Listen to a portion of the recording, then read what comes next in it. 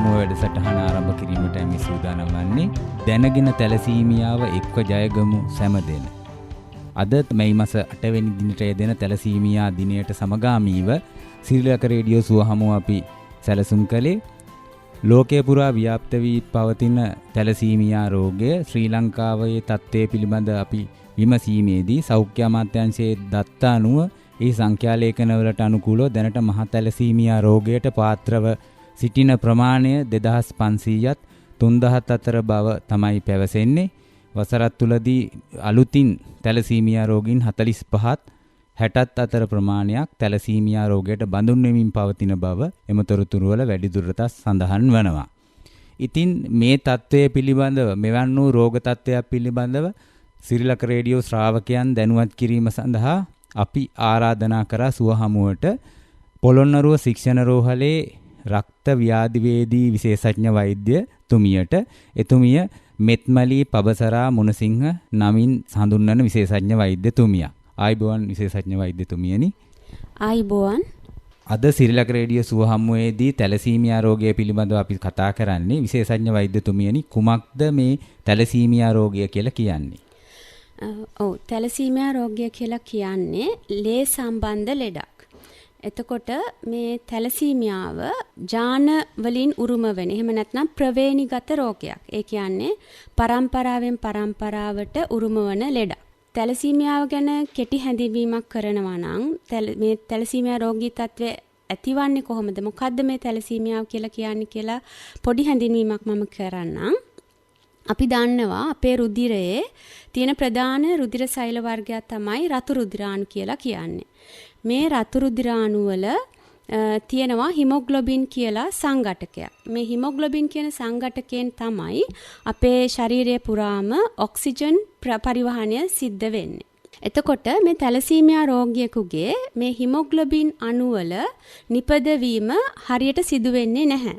ඒගොල්ලන්ගේ අර ජානවල සිදුවන වෙනස්කම නිසා විකෘති තත්ත්වය නිසා හිමොග්ලොබින් අණුව සෑදීමට අවශ්‍ය වන ප්‍රෝටීනය නිසියාකාරව නිපද වෙන්නේ නැහැ.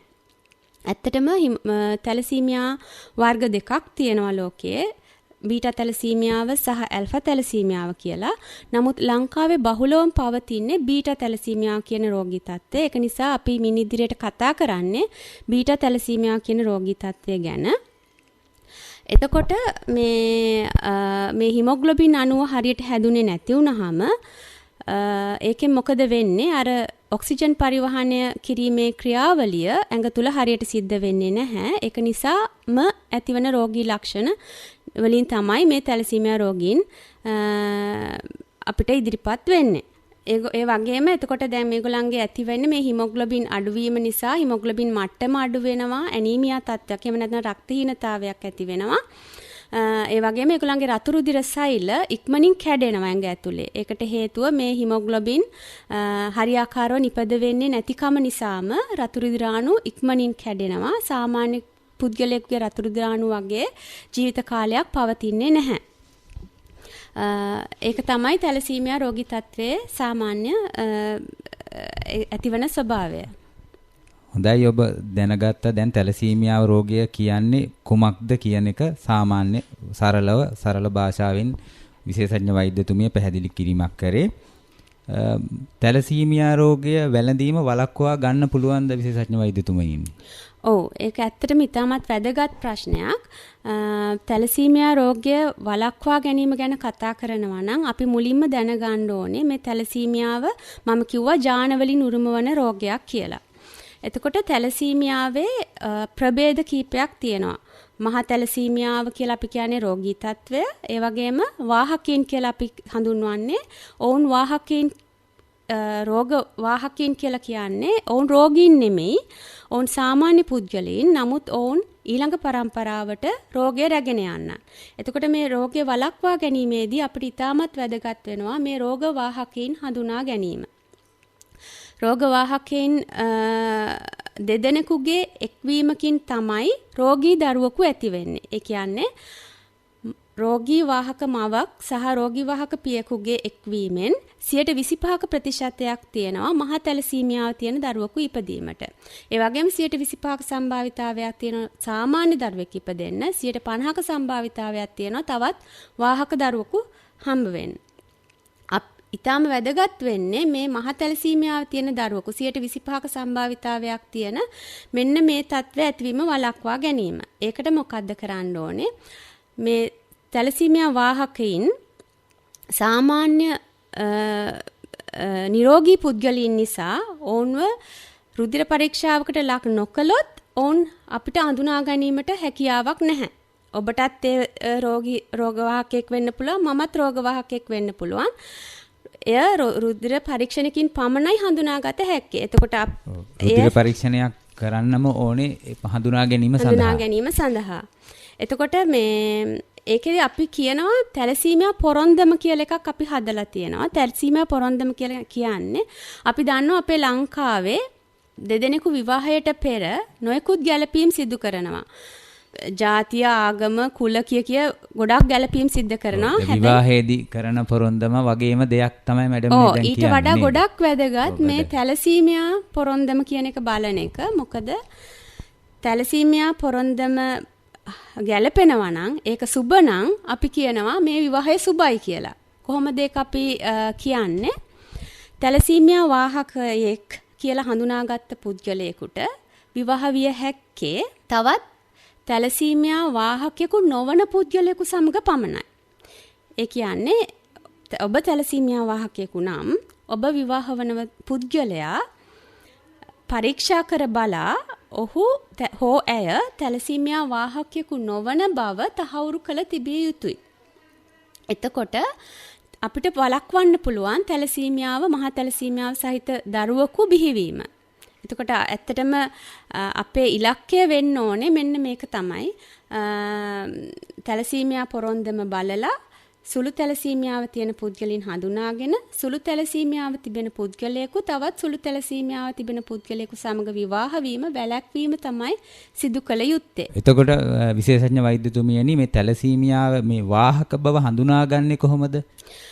ඇත්තටම වාහක බව හඳුනා ගැනීම සරල රුධිර පරීක්ෂණකින් කරගන්න පුළුවන්.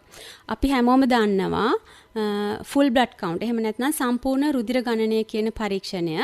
මේ පරීක්ෂණය කරාම ඔබේ වෛද්‍යවරයාට පුළුවන් අනුමාන කරන්න ඔබට සුළු තැලසීමියාව තිබෙනවාද නැද්ද කියලා. අපි බලනවා රතු රුධිර සෛලයක පරිමාව, රතු රුධිර සෛලයක තියෙන හිමොග්ලොබින් ප්‍රමාණය මේවායේ අඩුවීමක් තියෙනවා නම් අපිට සැක කරන්න පුළුවන් ඔබට සුළු තැලසීමියාව තිබෙනවාද නැද්ද යන වග. ඊට පස්සෙ ඔබ යොමු විය යුතුයි බ්ලඩ් පික්චර් කියලා අපි කියනවා රුධිර බිඳුවක් විදුරු කදාවකට දාලා අපි බලනවා පරීක්ෂණයක් සිද්ධ කරනවා. මේ පරීක්ෂණයෙන් අපිට කියන්න පුළුවන් ඔබට සුළු තැලසීමියාව තිබෙනවාද නැද්ද කියලා අනුමාන වශයෙන්. හැබැයි මේක ස්ථිර වශයෙන්ම දැන ගැනීමට නම් හිමොග්ලොබින් කැපිලරි ඉලෙක්ට්‍රොෆොරසිස් එහෙම නැත්නම් HPLC කියන පරීක්ෂණ දෙකෙන් එකක් ඔබ කරගත යුතුයි. මෙම පරීක්ෂණය මෙම විශේෂඥ රක්ත ව්‍යාධි වේදිනියන් සිටින රෝහල්වල විශේෂයෙන්ම මූලික රෝහල් සහ මහ රෝහල්වල බොහෝමයක තිබෙනවා. ඒ ඇරුණාම කොළඹ වෛද්‍ය පර්යේෂණ ආයතනයේත් මේ පරීක්ෂණය කරගන්න පුළුවන්. දැන් විශේෂයෙන්ම අපි කතා කරන්නේ පොළොන්නරුවේ ජනතාවට නිසා මට විශේෂයෙන්ම කියන්න පුළුවන් පොළොන්නරුව මහ රෝහලේ මේ පරීක්ෂණය නොමිලේ සිද්ධ කරනවා. සෑම මාසකම පළමුවන අඟහරුවාදා තැලසීමියා සායනය පැවැත්වෙනවා. ඒ සායනයට සමගාමීව මෙම තැලසීමියා වාහකිනියයි සැක කරන පුද්ගලයන්ගේ රුධිර පරීක්ෂණය අපි නොමිලේ සිද්ධ කරලා දෙනවා. එතකොට ඔබ තැලසීමියා වාහකයෙක් යයි සැක කරන්නේ නම් එහෙම නැත්නම් ඔබේ පවුලේ කාට හෝ තැලසීමියාව හෝ තැලසීමියා වාහක තත්වයක් තිබෙනවා නම් ඔබ අනිවාර්යෙන් විවාහයට පෙර ඔබගේ පරීක්ෂණයක් සිද්ධ කරගන්න. ඒ වගේම ඔබ විවාහ වෙන පුද්ගලයාගේ රුධිර පරීක්ෂණයක් කරගන්න පොළොන්නරුව මහ රෝහලට ඇවිල්ලා. හොඳයි. ජනතාවට විශාල පණිවිඩයක් තමයි ඒක ඉතා වටිනා පණිවිඩයක් තමයි විශේෂඥ වෛද්‍යතුමිය ලබා දුන්නේ. ඔබට පුළුවන් ඔබ පොළොන්නරුව ප්‍රදේශයේ නම් පොළොන්නරුව රෝහලේ එවැනි පහසුකම් තිබෙන බව තමයි එතුමිය සඳහන් කරන්නේ. විශේෂඥ වෛද්‍යතුමියනි අපි ඊළඟට කතා කරමු තැලසීමියා රෝගීන් සඳහා ලබා දෙන ප්‍රතිකාර ක්‍රම මොනවද කියලා. ඔව් මම කිව්වා දැන් තැලසීමියා රෝගීන් අපි හඳුන්වන මහ තැලසීමියාව කියලා. මෙම රෝගයේ තත්ත්වය තවත් කොටස් දෙකකට බෙදන්න පුළුවන්. රුධිර පාරවිලයනය කිරීම නැති වුණොත් ජීවත් වෙන්න බැරි රෝගීන් කණ්ඩායමක් සිටිනවා. ඔවුන් තමයි මේ මහ තැලසීමියාව කියන රෝගය තත්ත්වයේ තිබෙන දරුවන්. එතකොට මේගොල්ලන්ට සාමාන්‍යයෙන් උපතේදී මොවුන් රෝගී තත්ත්වයක් පෙන්눔 කරන්නේ නැහැ. මාස 6ක් පමණ යන විට සමහර විට ඇස් කහ වීම නැත්නම් වර්ධනය බාල වීම වගේ තත්ත්වයක් එක්ක ඔවුන් රෝහලකට පැමිණෙන්න පුළුවන්. මෙහෙම හඳුනාගත්තා සිට මෙම දරුවන් ඔවුන්ගේ ජීවිත කාලය පුරාම රුධිර පාරවිලයනය ලබා ගත යුතුයි. පිටතින් රුධිරය පාරවිලයනය නොකළොත් මොවුන්ට ජීවත් වීමේ හැකියාවක් නැහැ. එතකොට මේ තැලසීමියා රෝගීන්ට ලබා දෙන ප්‍රතිකාර වලින් ප්‍රධානතම අංගයක් වන්නේ මේ රුධිර පාරවිලයනය. එය නියමාකාරයෙන් නියම වේලාවට ලබා ගත්තොත් ඇත්තටම මේ දරුවන්ට සාමාන්‍ය කෙනෙක් ජීවත් වෙනවා වගේම ජීවිත කාලයක් ගත කරන්න පුළුවන්. එතකොට වැදගත්ම දේ මේ දරුවන්ගේ දෙමාපියන් දැනගන්න ඕනේ. අපි දන්නවා රුධිරයේ හිමොග්ලොබින් මට්ටම අඩු වෙනකොට අපිට නොයෙකුත් අපහසුතාවයන් ඇති වෙනවා. ඒ රෝගී ලක්ෂණ ඇතිවීමට පෙර හිමොග්ලොබින් මට්ටම ප්‍රශස්ත මට්ටමක තබා ගැනීමට ඔවුන් රුධිර පාරවිලයනය කළ යුතුයි. අපි කියනවා හිමොග්ලොබින් මට්ටම 9ත් 10ත් අතර ඊට වැඩි ප්‍රමාණයක් තබා ගැනීමට ඔවුන් රුධිර පාරවිලයනය සිදු කළ යුතුයි. නමුත් මේ රුධිර පාරවිලයනය නිසාම සංකූලතා ඇති වෙනවා. එයින් ප්‍රධානතම සංකූලතාවයක් තමයි යකඩ තැන්පත් වීම. ශරීරයේ යකඩ තැන්පත් වීම. එතකොට තැලසීමියා රෝගීන්ට ලබා දෙන අනෙකුත් ප්‍රධානතම ප්‍රතිකාර තත්ත්වය තමයි වැඩිපුර තැන්පත් වෙන යකඩ ශරීරයෙන් ඉවත් කිරීම සඳහා ලබා දෙන ප්‍රතිකාර. ලංකාවේ අපිට ප්‍රධාන වශයෙන් බෙහෙත් වර්ග දෙකක් තියෙනවා. එකක් එන්නතක් මගින් ලබා දෙන බෙහෙත් වර්ගය ඩෙස්ෆෙරිऑක්සැමින් කියලා අපි කියනවා. අනිත් බෙහෙත් වර්ගය මුඛ මාර්ගයෙන් ලබා දෙන එකක් ඩෙෆරසිරොක්ස් කියලා. අපි ගොඩක් වෙලාවට ලබා ගැනීමේ පහසුව නිසා මේ ඩෙෆරසිරොක්ස් කියන බෙහෙත තමයි මුලින් පටන් ගන්නෙ. හැබැයි යකඩ තත්ත්වය ගොඩක් වැඩි නම් අපි ඩෙස්ෆෙරිऑක්සැමින් කියන බෙහෙතත් ඊට පස්සේ ලබා දෙනවා. එතකොට ඒක රජයේ නොමිලේ ලබා දෙනවා ඔවුන්ට යන්ත්‍රයක්. අපි කියන ඉන්ෆියුෂන් පම්ප් කියලා. මේක හයි කරලා මේ දරුවන්ගේ බඩට සවි කරපු සමට යටින් සවි කරපු කටුවක් මාර්ගයෙන් සතියකට දවස් 5ක් හැමදාම රැයට මේ බෙහෙත් වර්ගය ලබා දෙනවා. එතකොට මේ බෙහෙත් වර්ග දෙක නිසියාකාරව නිසි ප්‍රමාණයෙන් වෛද්‍ය නිර්දේශයට අනුව ලබා ගන්නවා නම් යකඩ තැන්පත් වීම සෑහෙන අවම කරගන්න පුළුවන්. යකඩ තැන්පත් වීම අවම කරගත යුත්තේ ඇයි කියලා කියනවා නම් යකඩ තැන්පත් වීම නිසා අපේ ශරීරයේ තියෙන ඉතාමත් වැදගත් අවයව වන හෘදය වස්තුව, අක්මාව, අග්න්‍යාශය වගේ ඉතා වැදගත් අවයවයන් වල යකඩ තැන්පත් වීම නිසා ඒවායේ ක්‍රියාකාරීත්වය අඩපණ වෙනවා. එතකොට මේම දරුවන්ගේ ජීවිත කාලය සාමාන්‍ය ජීවිත කාලයක් ගත කිරීමට නම් මෙම යකඩ තැන්පත් වීම පාලනය කිරීම ඉතාමත් වැදගත්. එතකොට වෛද්‍යතුමිය සඳහන් කරේ මෙම පහසුකම් ලබා ගැනීමට පොළොන්නරුව රෝහල ඇතුළු රජයේ රෝහල්වල නොමිලේ ප්‍රතිකාර ක්‍රම කරන බව තමයි දන්වා ඔබ දැනුවත් කරේ. දැන් අපි අහමු ඇත්තටම මේ තැලසීමියාව නිට්ටාවට සුව කරන්න පුළුවන් රෝගයක්ද වෛද්‍යතුමියනි? ඔව්. තැලසීමියාව නිට්ටාවට සුව කරන්න පුළුවන්. ලෝකයේ ඇත්තටම දැනටත් විවිධ ප්‍රතිකාර ක්‍රම, ජාන ප්‍රතිකාර ක්‍රම අත්හදා බලමින් තිබෙනවා. නමුත් එම බොහොමයක් ප්‍රතිකාර ක්‍රම අපේ ලංකාවේ දැනට නැහැ. හැබැයි ඇටමිදුළු බද්ධ කිරීම කියලා කියන්නේ මෙම තැලසීමියා රෝගය නිට්ටාවට සුව කරන්න පුළුවන් ප්‍රතිකාර ක්‍රමයක්. ඇටමිදුළු බද්ධ කිරීම දැනට ලංකාවේ කරනවා. පුද්ගලිකාංශය වගේම රජයේ රෝහලකත් දැනට ඇටමිදුළු බද්ධ කිරීම සිද්ධ වෙනවා කියන්න සතුටුයි. ඒ කුමන රෝහලද කියලා දැනගන්න පුළුවන්ද? ඒක තමයි.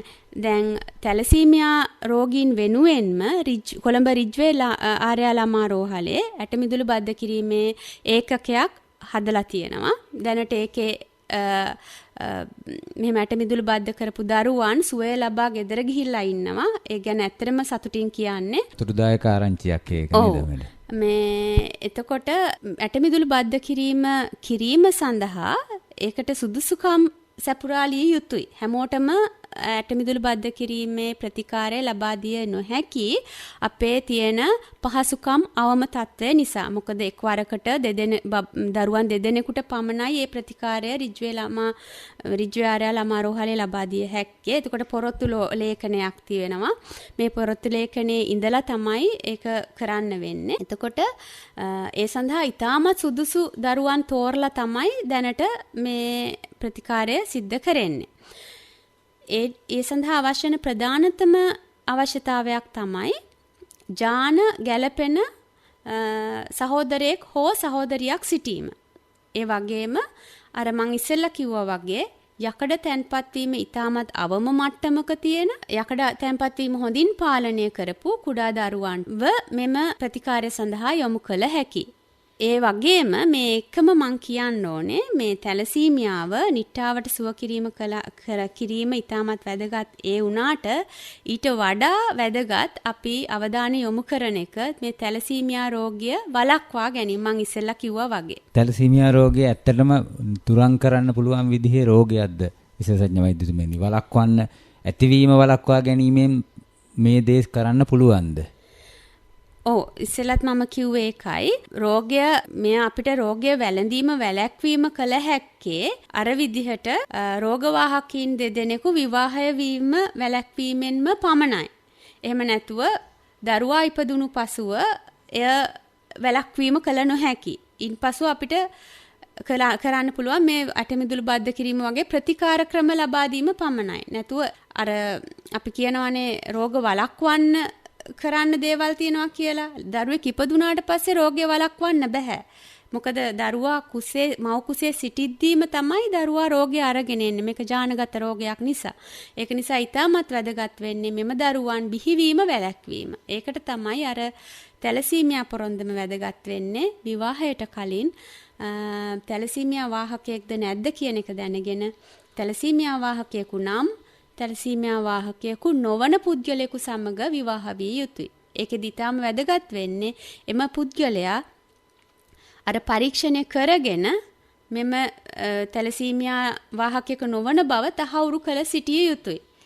පරීක්ෂා නොකළ පුද්ගලයෙකු සමග විවාහ වීම අනුමත කළ නොහැකි. මොකද අපි දන්නේ නැහැ ඔහු වාහකයෙකුද නැද්ද කියන එක. විශේෂඥ වෛද්‍යතුමියනි මේ තැලසීමියා රෝගීන්ගේ ආහාර රටාව පිළිබඳව මොන වගේ තත්ත්වයක්ද පවත්වා ගන්න ඕනි කියලා අපි දැනුවත් කරොත්?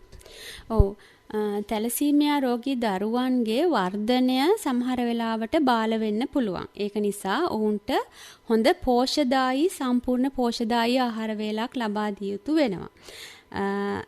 එතකොට මම කිව්වා අර යකඩ තැන්පත් වීම ඔවුන්ගේ ඇතිවන සංකූලතාවයක් කියලා. එතකොට අපි කියනවා සාමාන්‍ය යකඩ අඩංගු ආහාර වැඩිපුර ගන්න එපා. යකඩ අඩංගු ආහාර කිව්වහම අපි කියන්නේ පීකුදු, මස්, නිවිති, ගොටුකොළ වගේ තදකොළ පාට පලා වර්ග ඒ වගේ කෑම බහුලව ආහාරයට ගැනීම එතරම් සුදුසු නැහැ. හැබැයි ඔබ નિયમિત පරිදි નિયમિત විදිහට යකඩ තැන්පත් වීම අඩු කරන බෙහෙත් ගන්නවා නම් ඔබගේ පෝෂණයට අවශ්‍ය වන අනිකුත් පෝෂක සංඝටක මේ ආහාරවල තිබෙන නිසා ඒ අඩු කිරීම අවශ්‍ය වන්නේත් නැහැ. ඒ වෙනුවට ඔබට කරන්න පුළුවන් ආහාර ගැනීමෙන් පසු අපි සාමාන්‍ය කෙනෙකුට නිරෝගී කෙනෙකුට කියන්නේ කොයි වෙලාවෙවත් ආහාර ගත්තට පස්සේ තේ බොන්න එපා කියලා. ඇයි ඒ තේවල තියෙන තේ වලින් මෙම අපේ ආහාරවල තිබෙන යකඩ අවශෝෂණය අඩු කරන නිසා. නමුත් තැලසීමියා රෝගියෙකුට අපට අවශ්‍ය වෙන්නේ යකඩ අවශෝෂණය අඩු කරන්නනේ. ඒක නිසා අපි ඒගොල්ලන්ට කියනවා ආහාර වේලකින් පසු තේ කෝප්පයක් බොන්න කියලා. එතකොට අර අනිකුත් අවශ්‍ය සංඝටක ශරීරයට අවශෝෂණය වෙනවා. යකඩ අවශෝෂණය වෙන්නේ නැහැ. ඒක නිසා ඒක කරන්න පුළුවන්. ඒ ඇරුණාම සාමාන්‍ය කෙනෙක් වගේ සාමාන්‍ය හොඳ සෞඛ්‍ය සම්පන්න ආහාර වේලක් ලබා ගැනීම ඉතාමත් වැදගත්. විශේෂඥ වෛද්‍යතුමියනි, දැන් මේ තැලසීමියා රෝගීන්ගේ ශාරීරික ක්‍රියාකාරකම් පවත්වා ගැනීම පිළිබඳ විශේෂත්වයක් තියෙනවද? ඔවුන්ට කළ යුතු උපදේශයක් තියෙනවද විශේෂ දෙයක් මොනවා හරි? තැලසීමියා රෝගියෙකුටත් අනිත් අයට වගේම ශරීරය වැඩිවීමට ක්‍රියාකාරීත්වයට ව්‍යායාම අවශ්‍යයි. එතකොට ඒගොල්ලන්ට අපි කොයි වෙලාවෙවත් කියන්නේ නැහැ ක්‍රීඩා කරන්න එපා, සාමාන්‍ය ක්‍රියාකාරකම් වල යෙදෙන්න එපා කියලා. හැබැයි අර කලිනුත් අපි කතා වුණා වගේ යකඩ තැන්පත් වීම නිසා මේගොල්ලන්ගේ සමහර අවයවවල ක්‍රියාකාරීත්වය අඩපණ වෙන්න පුළුවන්. විශේෂයෙන්ම හෘදය වස්තුව, අක්මාව වගේ. ඒක නිසා ඊටමත් වැදගත් මොවුන්ගේ මෙම අවයවයන් නිසි ලෙස ක්‍රියා කරනවාද කියන එක වෛද්‍ය පරීක්ෂණ සිදු කර ගැනීම. මෙම රෝගී දරුවන් කොහොමත් අපි දන්නවා මාසෙන් මාසෙට රුධිර ලබා ගැනීමට රජ්‍ය රෝහලකට පැමිණෙනවා. ඒ පැමිණීමේදී අනිවාර්යෙන් මෙම දරුවන්ව පරීක්ෂාවට ලක් කෙරෙනවා. රුධිර පරීක්ෂණ, ස්කෑන් පරීක්ෂණ, MRI පරීක්ෂණ වගේ පරීක්ෂණ කරලා ඔවුන්ගේ මෙම අවයවයන් වල තත්ත්වය පරීක්ෂා කරනවා. මාසෙන් මාසෙට, මාස 3න් 3ට, අවුරුද්දෙන් අවුරුද්දට කරන පරීක්ෂණ තියෙනවා. එතකොට මේ පරීක්ෂණ වලින් විශේෂයෙන් සඳහන් කරලා නැත්නම් මොනවත් එම අවයවවල ක්‍රියාකාරීත්වයේ ප්‍රශ්නයක් නැහැ කියලා තියෙනවා නම් කරන ශාරීරික ක්‍රියාකාරකම් වල වෙනසක් සිදු කළ යුතු නැහැ. සාමාන්‍ය කෙනෙක් වගේම සාමාන්‍ය ක්‍රියාකාරකම් වල යෙදෙන්න උන්ට පුළුවන්. විශේෂඥ වෛද්‍යතුමියනි, අවසාන වශයෙන් අද අපට ලැබිලා තිබෙන කාල වේලාව අවසන් වෙගෙන යන්නේ. ඔබතුමියට අවසාන වශයෙන් මොනවද තැලසීමියා රෝගය ගැන තව දුරටත් ශ්‍රාවකයන් දැනුවත් කරන්න තියෙන්නේ? ඉස්සෙල්ලත් මම කිව්වා වගේ තැලසීමියාව වළක්වා ගැනීම තමයි ඉතාමත් වැදගත්. තැලසීමියා රෝගියෙකු මෙලොවට බිහිවීම වැළැක්වීම තමයි ඉතාමත් වැදගත්. ඒ සඳහා මම ඉස්සෙල්ලත් කිව්වේ ඔබ තැලසීමියා වාහකයෙකුද නැද්ද යන වග දැන සිටිය යුතුයි. ඒ සඳහා කරන පරීක්ෂණ සිදු කරගත යුතුයි. ඇත්තටම ලංකාවේ දැන් සෞඛ්‍ය අමාත්‍යාංශයේ වැඩපිළිවෙලක් තියෙනවා. පාසල් මට්ටමින් මේ තැලසීමියා වාහකින් හඳුනා ගැනීම සඳහා. දැන් පොළොන්නරුවෙත් ඇත්තටම මේ වැඩපිළිවෙල ක්‍රියාත්මක වුණා. පහුගිය කාලේ කොවිඩ් වසංගතයත් සමග එය පොඩ්ඩක් අඩපණ වෙලා තිබුණා. නමුත් දැන් අපි නැවත ක්‍රියාත්මක කිරීමට අවශ්‍ය කටයුතු කරගෙන යනවා. එහිදී කරන්නේ අපි පාසල් දරුවන් ඉලක්ක කරගෙන මෙම තැලසීමියාව හඳුනා ගැනීමේ පරීක්ෂණය පාසල් දරුවන්ට සිදු කරනවා. සිදු කරලා ඔවුන්ව දැනුවත් කරනවා මේ ඔවුන්ට තැලසීමියා වාහක තත්ත්වය තිබෙනවා නම් ඔවුන්ව දැනුවත් කරනවා ඔවුන් කවදා හෝ විවාහ වීමේදී තැලසීමියා වාහකයෙකු නොවන පුද්ගලයෙකු සමග විවාහ විය යුතුයි කියන එක. එතකොට දැන් මේ වැඩසටහනිනුත් ඇත්තටම මේක අපි පහුගිය මැයි 8 වෙනිදා ලෝක තැලසීමියා දිනය සැමරුවා. ඇත්තටම කාලෝචිත මාතෘකාවක් අද අපි කතා කරේ. මට දෙන්න ඕන පණිවිඩය මේ වැඩසටහන මගිනුත් තැලසීමියාව වළක්වා ගැනීම සඳහා අපි හැමෝම කටයුතු කරමු. තැලසීමියා වාහකයෙකු බව හඳුනා ගැනීමේ පරීක්ෂණය තැලසීමියා වාහකයෙකු දැයි හඳුනා ගැනීමට සිදු කරගත යුතු පරීක්ෂණය ඔබත් ළඟම තිබෙන රජයේ රෝහලට ගිහිල්ලා කරගන්න, නොමිලේ කරගන්න පුළුවන්. ඔබේ සහකරු හෝ සහකාරිය විවාහයට පෙර පරීක්ෂා කරගන්න. ඒ මගින් අපිට පුළුවන් තවත් තැලසීමියා රෝගියෙකු මෙලොවට බිහිවීම වැළැක්වීම. ඇත්තටම ඒක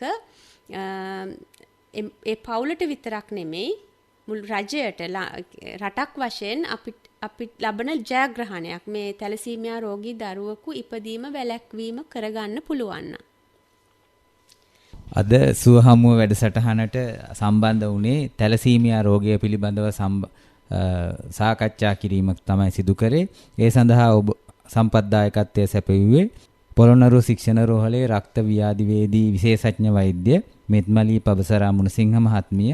අපි බෙහෙවින්ම ස්තුතිවන්ත වෙනවා ඔබතුමියට අපේ ශ්‍රාවකයන් තැලසීමියා රෝගය සම්බන්ධයෙන් විශාල දැනුමක් ලබා දීම සම්බන්ධයෙන්. ස්තුතියි. අද වැඩසටහන සම්බන්ධීකරණය කරේ පොළොන්නරුව ශික්ෂණ රෝහලේ රක්ත ව්‍යාධිවේදී ඒකකයේ කාර්යභාර හෙද නිලධාරී උදාන ලක්මාල් සිල්වා මහත්මයා. අද වැඩසටහන නිෂ්පාදනය කර ඉදිරිපත් කරන මම ඔබේ හිතවත් චන්දික ලියනගේ තාක්ෂණික සහාය ලබා දුන්නේ විසුරු වංජන ලියනගේ.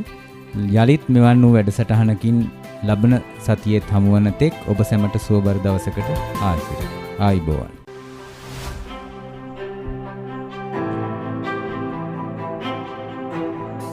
උතුම්ම සැපත නිරෝගී සුවයයි. සිරිලක රේඩියෝ සුව හමුවෙන් නැවත ලබන සතියේදීත් හමුවෙමු.